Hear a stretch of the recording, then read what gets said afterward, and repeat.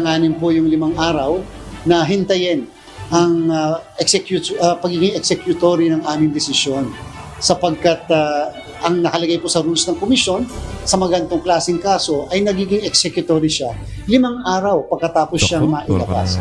Una nang binatikos ni Senator Aquilino. Ayun naman pala. Ito kasi, alam nyo si Pimentel kasi talo yan dyan sa Marikina eh. Tumakbo yan ng mayor dyan sa Marikina. Ngayon talo nito ni Mayor Mercy. Kaya siya nagsisigaw. Wala naman tayong sinasabi na may kaugnayan to sa Comelec o may ano to.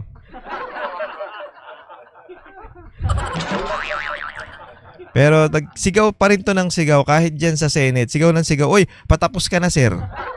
Paalis ka na dyan. Huwag ka nang sigaw ng sigaw. Talo kasi eh. Kaya ganyan eh. Coco Pimentel, isa sa mga petitioner ang desisyon ng COMELEC. Tinawag niya itong mockery o pangungutya sa saligang batas.